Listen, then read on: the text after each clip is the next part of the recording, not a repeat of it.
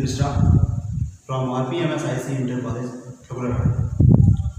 Dear student, जैसा कि हम सभी जानते हैं कि इस कोविड-19 के दौर में हम ऑफलाइन क्लासेस नहीं चला पा रहे हैं।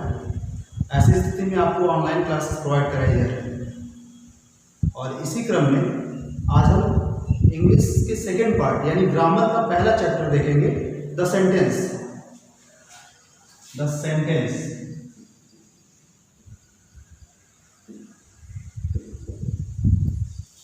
सेंटेंसेस वाक्य।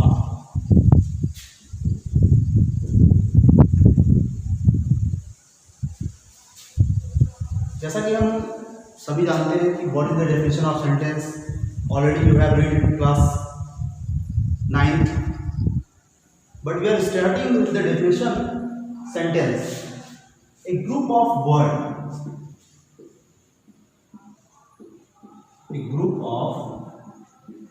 word that makes some sense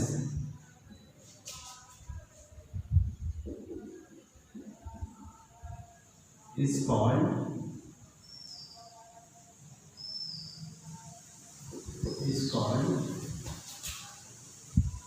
sentence. शब्दों का ऐसा समूह जो कुछ अपना सार्थक अर्थ देता है वाक्य कहलाता है। Means group of word, means ये हम कहेंगे कि कम से कम उसमें 2 वर्ड तो होंगे ही होंगे, मोर देन 2, कितने भी हो सकते हैं सेंटेंस बनाने के लिए। फॉर एग्जाम्पल, बॉयज प्ले, यदि सबसे कम वर्ड के साथ बनाया गया है 2 वर्ड ही, लेकिन हम अगर इसी सेंटेंस को लंबा करना चाहें, बड़ा करना चाहें, तो हम बड़ा करते चले जाएंगे, boys play in the field. और बड़ा करना चाहें और बड़ा कर देंगे, boys play cricket in the field. Means हम सब्जेक्ट, वर्ब, ऑब्जेक्ट, कॉम्प्लीमेंट इस क्रम में उसको जोड़ते चले जाएंगे और सेंटेंस हमारा बड़ा होता चला जाएगा। अब हम बात करते हैं यहाँ पे टाइप ऑफ सेंटेंस की। Type of sentence, we know that there are 5 types of sentence.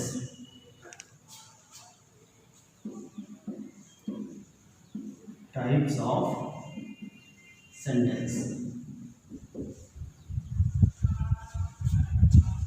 there are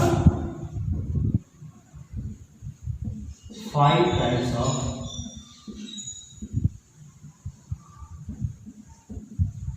sentence। ये ध्यान रखिएगा, टाइप्स, काइंड्स और पार्ट्स। तो टाइप्स और काइंड्स तो एक होते हैं, बट पार्ट्स की जब बात आती है तो वो डिफरेंस हो जाता है, चेंज हो जाता है। कई बार बच्चे कंफ्यूज करते हैं पार्ट्स और टाइप्स में या पार्ट्स और काइंड्स में। उनसे पूछा जाता है how many types of sentence, और वो आंसर देते हैं 2, जबकि ये गलत आंसर है। होता है पार्ट्स की अगर हम बात करेंगे तो ही 2 होगा, अगर हम टाइप्स और काइंड्स की बात करेंगे तो आंसर होगा हमारा 5। First is assertive sentence.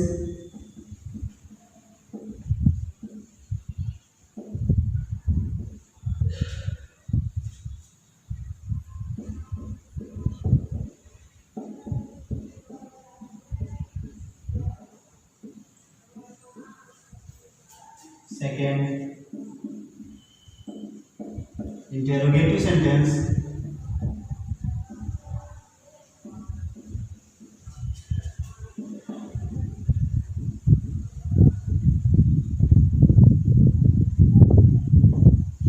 Third, imperative sentence।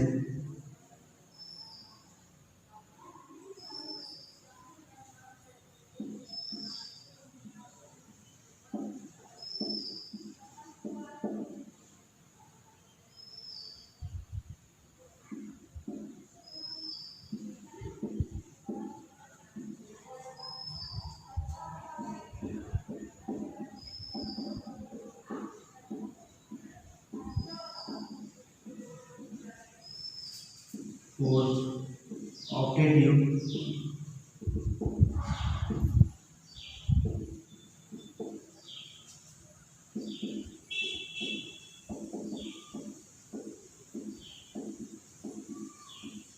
और लास्ट है आपका एक्सक्लामेटरी सेंटेंस।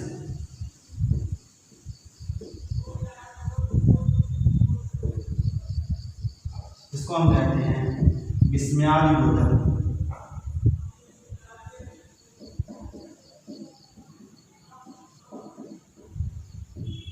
विस्मयादिबोधक वाक्य। स्टूडेंट बारी बारी से सबको स्टडी करेंगे।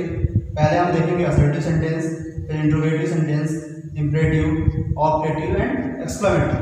तब तक आप इसको नोट डाउन कर लीजिए।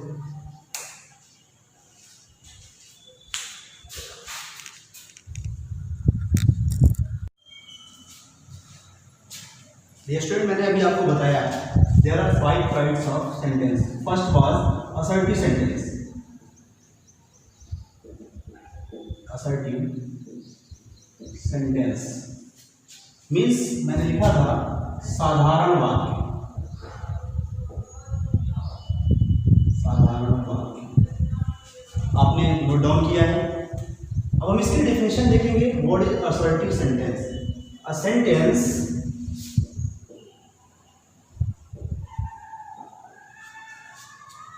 that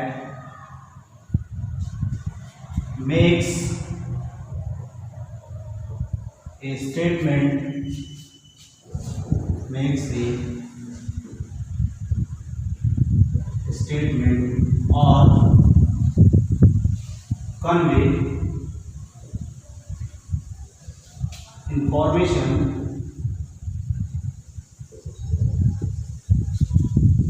is called assertive sentence.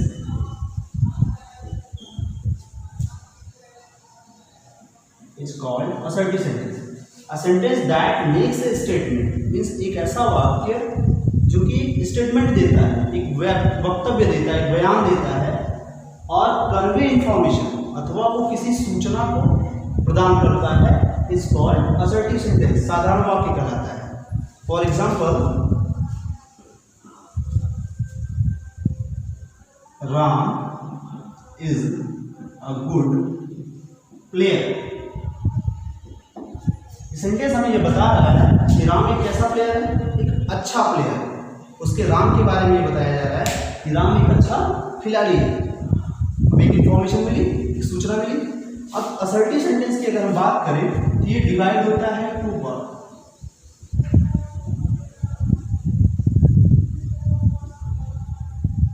इसको हम डिवाइड करते हैं 2 काइंड्स में। First is affirmative sentence, affirmative sentence,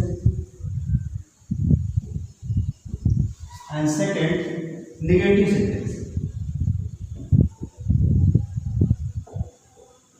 means जो भी हमें इंफॉर्मेशन मिलती है, जो भी हमें सूचनाएं मिलती हैं वो 2 प्रकार की होंगी।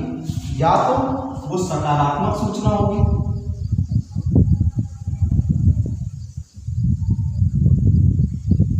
या फिर वो सूचनाएं ऐसा हो सकती है कि नकारात्मक,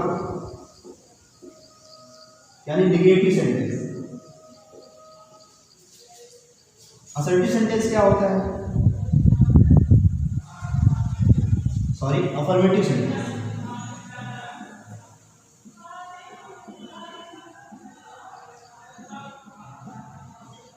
सकारात्मक बात मीन्स जिसमें हमें पॉजिटिव इंफॉर्मेशन मिले। Suppose that Ram is a good player, ये पॉजिटिव इंफॉर्मेशन हमें दी जा रही है। जस्ट इसके अपोजिट होता है निगेटिव सेंटेंस, यानी we get the negative information जिसमें नॉट होगा, नेवर होगा। हर हेल्पिंग वर्ब के बाद नॉट, ऐसा एक एडवर्ब नॉट लगा होगा जो ये इंडिकेट करेगा कि ये नहीं होगा, यानी नकारात्मक में। तो हम कहेंगे a sentence that makes a positive information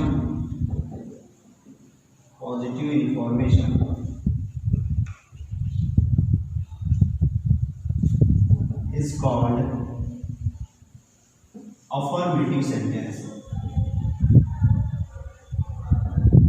Is called affirmative sentence. Means एक ऐसा वाक्य जिससे हमें सकारात्मक सूचनाएं प्राप्त होती हैं, अफर्मेटिव सेंटेंस कहलाता है, यानी सकारात्मक वाक्य कहलाता है. For example,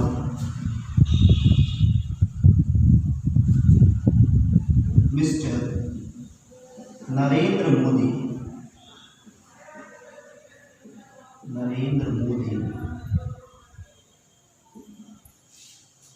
is Prime Minister of India. तो ये पॉजिटिव इंफॉर्मेशन है, वास्तव में वो है. जस्ट अपोजिट देखते हैं, negative sentence.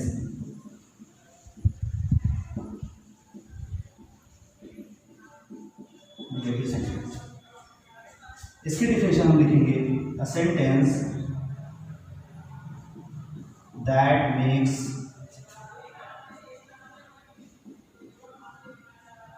negative information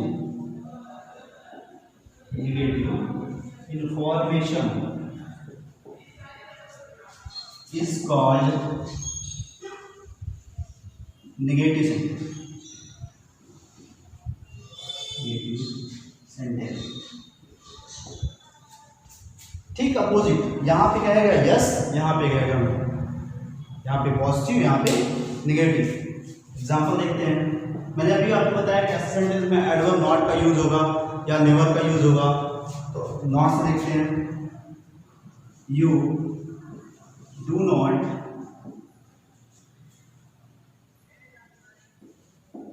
right letter.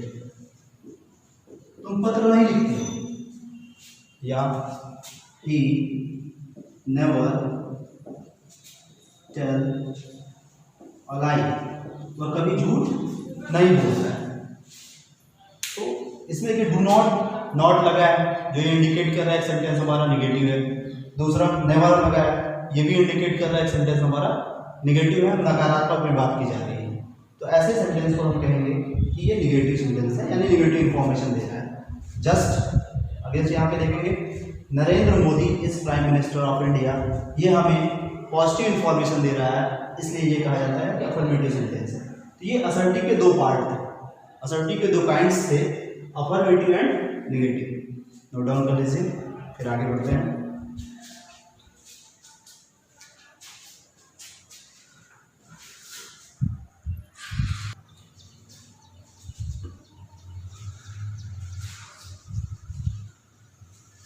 Student, आप खुद से ये ट्राई करिएगा कि कम से कम 5 to 10 वर्ड अफर्मेटिव सेंटेंस के और 5 to 10 वर्ड नेगेटिव सेंटेंस के खुद से बनाने के लिए कोशिश करिएगा. अगर आप ऐसा करते हैं तो निश्चित रूप से आप ये जानेंगे कि अफर्मेटिव और नेगेटिव में क्या क्या चेंजेस होते हैं, कैसे होता है. वो आप बनाएंगे तो प्रयास करेंगे तो आएगा. अब हम अगली तरफ चलते हैं.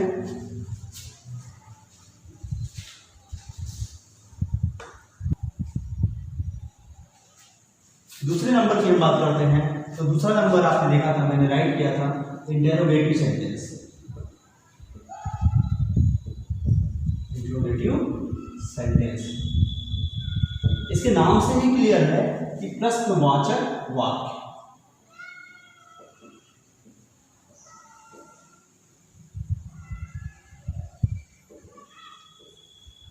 प्रश्नवाचक वाक्य नाम से ही पता चल रहा है कि ये इंट्रोगेशन करेगा, क्वेश्चन करेगा, इंक्वायरी करेगा, हमसे पूछेगा, तो उसको हम कहेंगे प्रश्नवाचक वाक्य.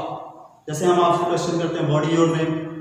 कोई स्टूडेंट फर्स्ट डे आता है क्लास में तो हम उससे क्वेरी करते हैं what is your name, what is your qualification, what are you doing, in which class did you got the admission.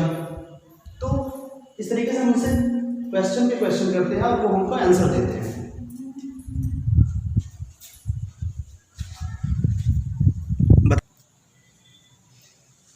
Interrogative sentence के बारे में हम देखेंगे. A sentence which asks question is called interrogative sentence.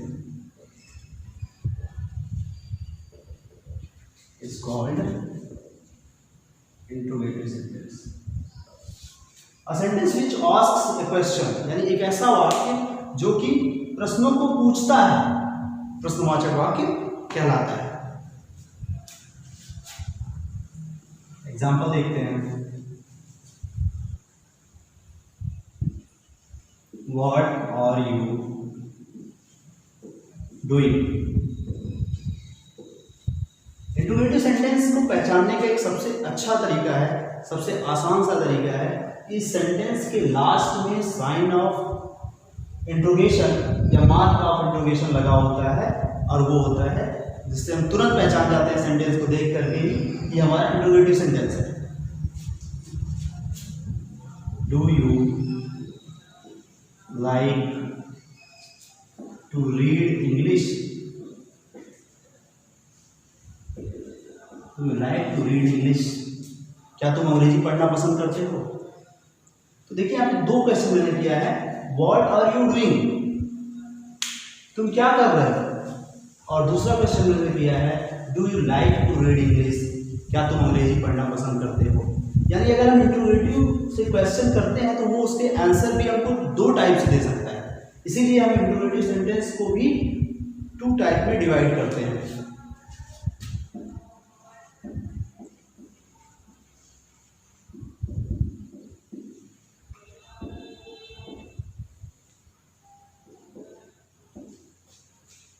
First होता है yes no type, and second होता है आपका एच डब्ल्यू, या कहीं भी इनके स्टूडेंट लिखा हुआ मिलता है W H family, W H type, वो सेम चीजें हैं, उसमें कोई अंतर नहीं है।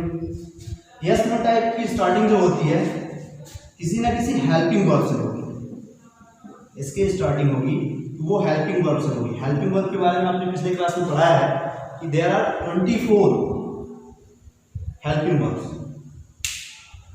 that are divided into two parts. First is modal auxiliaries and primary auxiliaries. Primary auxiliaries and modal auxiliaries. ये आपको आगे के चैप्टर में मिलेगा। फिलहाल हम उधर में जाकर के WS टाइप जाते हैं। WS टाइप की स्टार्टिंग हो रही होती है वो किसी ना किसी WS से होगी, चाहे वो हाउ से हो, व्हाट से हो, how many, how much, who, whom, whose, when, what, तो ये इसकी स्टार्टिंग इससे होगी। मैं कुछ राइट कर दे रहा हूँ, how many, how much, when, what, who, whom, तो इसकी स्टार्टिंग इनसे की जाएगी। और जब भी स्टूडेंट इसका आंसर देंगे आप, तो ये ध्यान रखिएगा आप हेल्पिंग वर्ब से स्टार्ट होने वाले सेंटेंस का आंसर यस नो में दे सकते हैं। फॉर एग्जाम्पल, मैंने आपसे पूछा do you like to read English, you can say that yes I like English, but your first answer what are you doing, you can't reply in yes or no. आप कभी भी उसका answer yes या no में नहीं देंगे, आपको answer देना है तो निश्चित रूप से आप ये बताएंगे sir I am reading, I am writing, I am laughing, जो भी काम आप कर रहे होंगे वो आप उस समय व्यक्त करेंगे। तो ऐसी स्थिति में आपको सिर्फ इतना ध्यान रखना है कि अगर वो किसी न किसी हेल्पिंग वर्ब से स्टार्ट हो रहा है तो उसका आंसर आप यस नो टाइप में दे सकते हैं, इसीलिए उसको कहा जाता है यस और नो टाइप। और जिसका आंसर आप यस नो टाइप से नहीं दे सकते हैं, मीन्स डिस्क्रिप्टिव में देना है, आपको विस्तृत रूप से देना है, उसको आप WH फैमिली बोलते हैं या WH टाइप बोलते हैं। नोट कर लीजिए।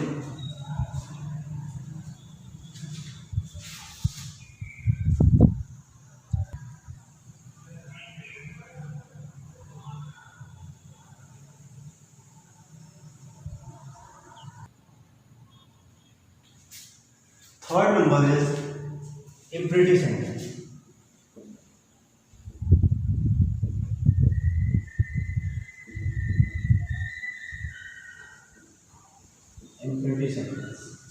मीन्स आज्ञासूचक वाक्य, आज्ञासूचक वाक्य। स्टूडेंट, इसमें सिर्फ नाम तो है आज्ञासूचक, बट आप ये मत इमेजिन करिएगा कि सिर्फ आज्ञासूचक की बात होती है। इस सेंटेंस को हम जब भी बोलते हैं इसकी डेफिनेशन के रूप में, तो a sentence in which order, advice, request etc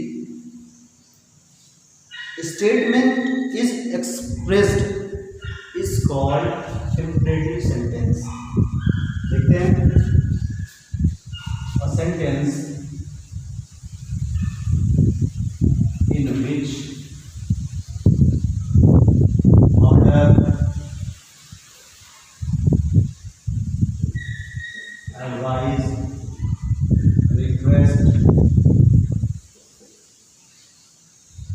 और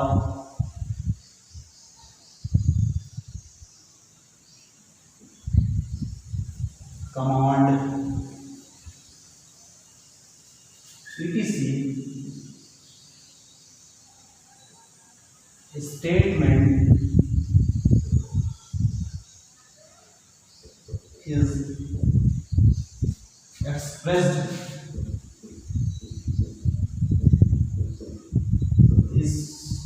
expressed called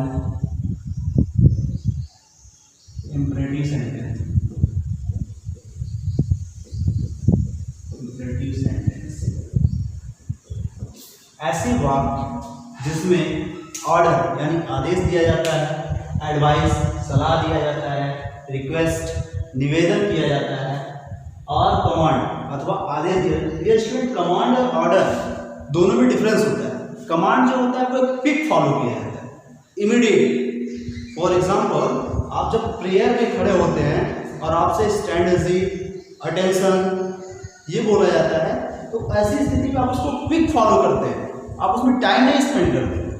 जस्ट अगर हम ऑर्डर की बात करें तो ऑर्डर में कुछ टाइम लग सकता है। जैसे आपसे आपके फादर ने कहा कि bring me a glass of water, तो हो सकता है कि आपको जाने आने में 1 मिनट का टाइम स्पेंड हो, बट जहाँ पे कमांड की बात आती है वहाँ पे हम उसको क्विक एकदम फॉलो करेंगे, इमीडिएट फॉलो करेंगे, उसमें जरा सा भी टाइम हम इधर उधर स्पेंड नहीं करते। ये दोनों में थोड़ा सा डिफरेंस होता है। एग्जाम्पल देखते हैं। सबसे पहले एक नोट जान लीजिए कि ऐसे वाक्यों में सब्जेक्ट यूज होता है, हाइड होता है। Subject you